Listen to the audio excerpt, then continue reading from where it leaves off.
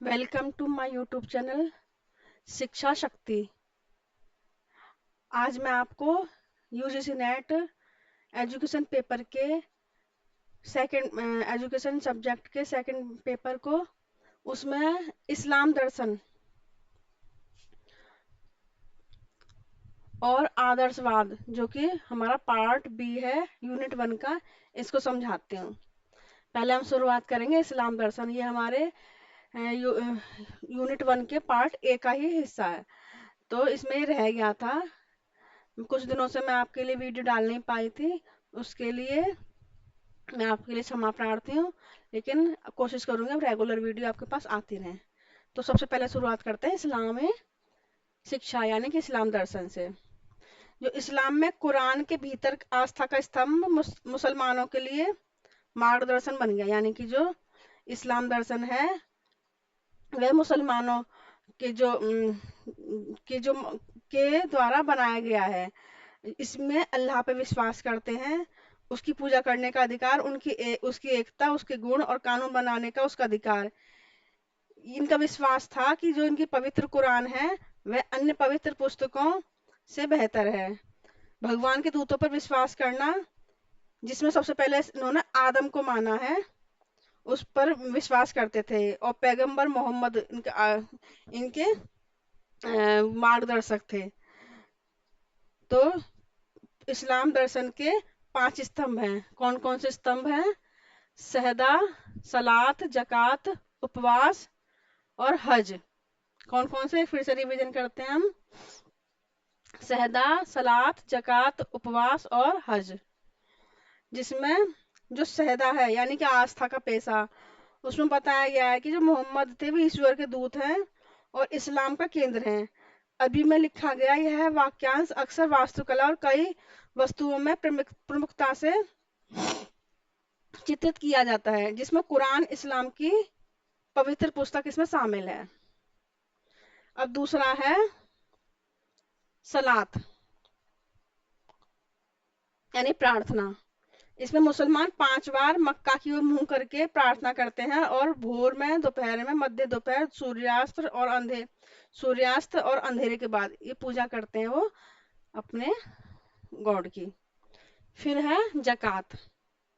जकात में इस्लाम कानून के अनुसार मुसलमान अपनी आय का एक निश्चित हिस्सा, वो पहले से एक निस्साफ जो हिस्सा है वो फिक्स कर लेते हैं और जरूरतमंद समुदाय को दान करते हैं।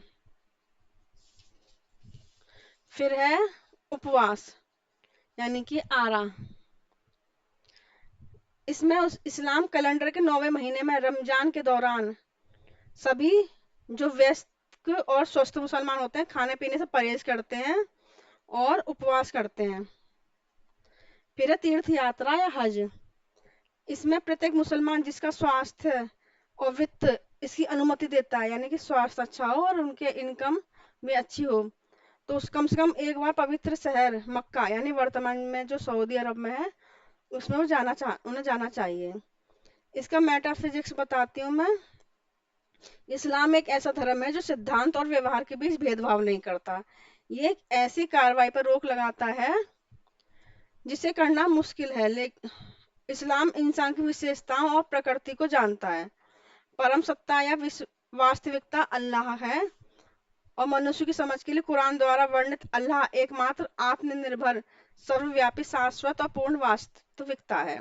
यानी कि जो कुरान में लिखा हुआ है अल्लाह, उसी को ही सब कुछ मानते हैं ये। फिर इसका ज्ञान मीमांसा जो है, इसमें चरित्र पर, धार्मिक चरित्र पर फोकस करा गया है। चरित्र पर इसमें मुस्लिम शासकों को संरक्षण प्राप्त था इस्लाम धर्म को। तो मुस्लिम शिक्षा का एकमात्र उद्देश्य इस्लाम का प्रचार प्रसार करना और मुस्लिम संस्कृति को कायम रखना, उनका संरक्षण करना उनका एकमात्र उद्देश्य था। और बताती हूँ इनके स्कूली शिक्षा के बारे में थोड़ा सा बताती हूँ मैं आपको।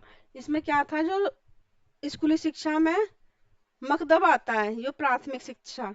इसमें स्कूली शिक्षा मकदब यानी कि अरबी शब्द है जिसका अर्थ है वह स्थान जहाँ पर लेखन सिखाया जाता है, यानी लिखना सिखाया जाता है। और विद्यार्थियों को कुरान की आयतें, छंद ये सिखाई जाती हैं। इसमें वैदिक उपनयन और बौद्ध पवज्जा इस्लामी में जो वैदिक वेदों के अनुसार तो उपनयन और बौद्ध के अनुसार पवज्जा जो होता है इस्लाम शिक्षा में बिस्मिल्लाह होता है, जो समारोह किया जाता है जब बच्चा 4 साल 4 महीने और 4 दिन का होता है। और इसमें होता है मदरसा, मदरसा में उच्च शिक्षा दी जाती है। पाठ्यक्रम में बच्चों को उर्दू फारसी ये सिखाए जाते हैं, अरबी भाषा। और शिक्षण विधियों में सस्वर पाठ करना, कलमा सिखाना, सामूहिक दोहराव ये सिखाया जाता है। इसमें मेंटोरियल सिस्टम, जो कि एक बार यूजीसी नेट में इसमें क्वेश्चन पूछा गया था, तो मेंटोरियल सिस्टम यानी कि मॉनिटरी सिस्टम, इसका भी इसमें प्रावधान किया गया था। शिक्षक और छात्र का संबंध सौहार्दपूर्ण रहा है इसमें, और अनुशासन मोहम्मद साहब के बताए गए रास्ते पर चलना ही सच्चा अनुशासन बताया गया है।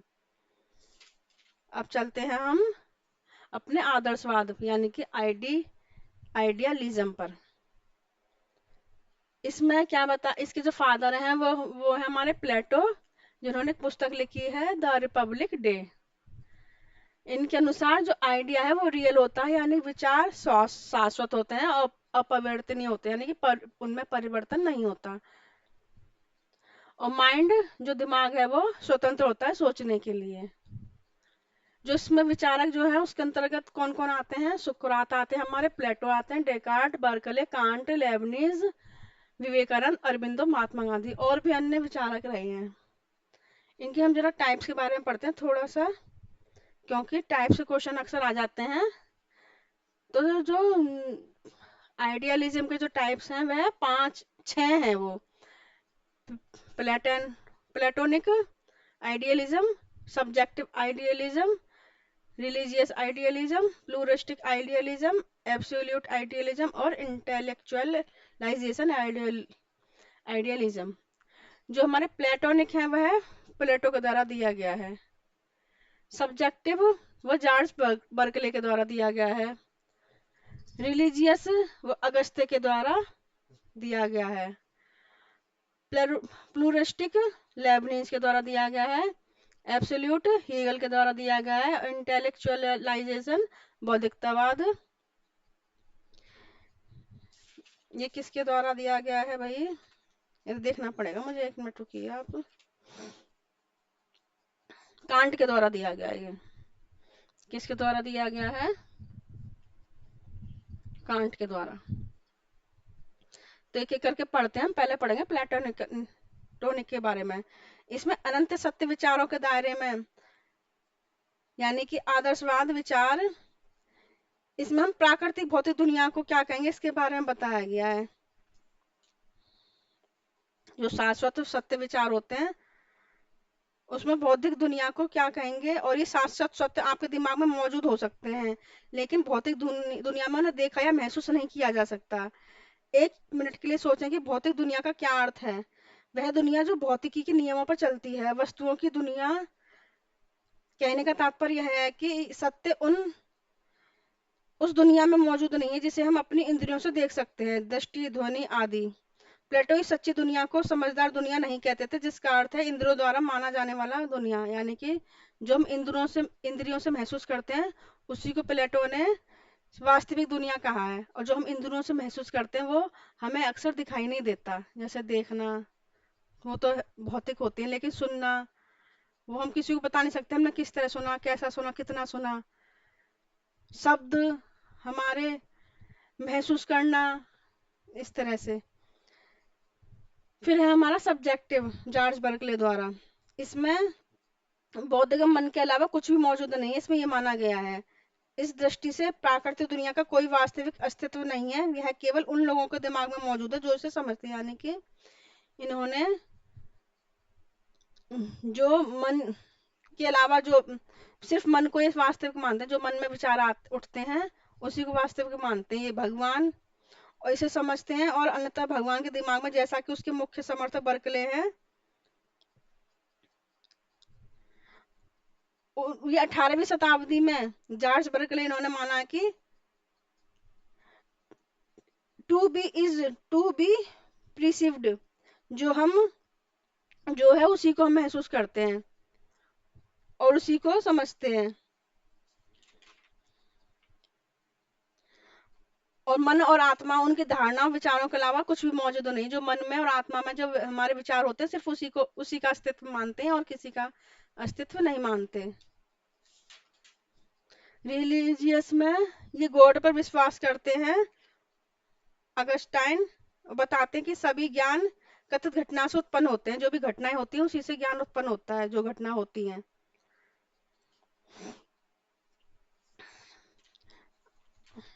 सिद्धांतों का तर्क देते हैं ये कि सभी ज्ञान एक कथित घटना से उत्पन्न होता है जिसे श्रेणियों द्वारा व्यवस्थित किया जाता है। भगवान में विश्वास करते हैं ये।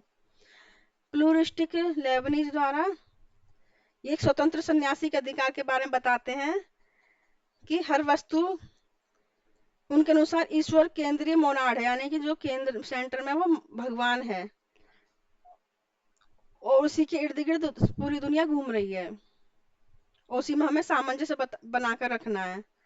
एब्सोल्यूट निरपेक्ष, यानी कि ये डुअलिस्टिक है ना, ये अद्वैतवादी दर्शन है और ये हीगल को जाता है इसका श्रेय, GW.F हीगल को। हीगल ने एक व्यापक सत्ता तत्व मीमांसा विकसित करी जिसमें निरपेक्ष आत्मा और गैर निर्माता हेगेलियन में एक सर्वव्याप समावेशी एकता पाई जाती है।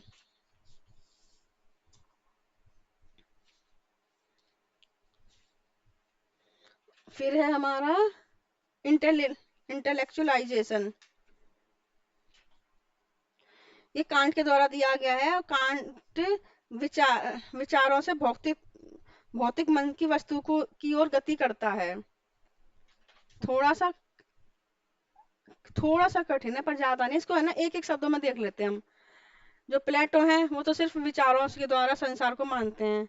सब्जेक्टिव, यानी कि जो चीज दिखाई देती है वस्तुएं उनको उन पर को मानते हैं। रिलीजियस भगवान पर विश्वास करते हैं।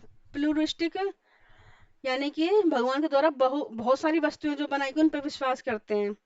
और जो एब्सोल्यूट है ये निरपेक्ष, यानी जो दिखाई नहीं देती मंदिर इंद्रियों के द्वारा दिखाई देना, यानी कि आत्मा और मन इनके द्वारा जो अधिकार स्वीकार किया जाता है उन्हीं को मानते हैं ये, जो आत्मा और मन के द्वारा दिखाई देता है। और बौद्धिकता, यानी कि जो अपने दिमाग से में जो विचार आते हैं उनको है ना ये सत्य मानते हैं। अब थोड़ा सा इनके मेथड। आदर्शवाद में शिक्षक को सर्वोपरि माना गया है, जैसे हमारे सनातन धर्म में माना गया ऐसे ये लोग भी मानते हैं। आदर्शवाद में शिक्षक को सबसे ऊपर मानते हैं। वो कहते हैं शिक्षक एक माली होता है जो कि एक पौधे की तरह बच्चे की देखभाल करता है, विकास करता है। उसे अच्छी तरह एक बच्चे को सिर्फ एक शिक्षक ही जानता है कि उसको हम उसका विकास हम कैसे कर सकते हैं। इसके पाठ्यक्रम में nature, arts, aesthetics, moral life, physical science, language, aesthetics, spiritual study ये हैं। और इसके इनके पढ़ाने का तरीका question answer method, dialogue method, induction deduction method, logic method, instructional method और गेम्स मेथड ये बताया गया है। जिसमें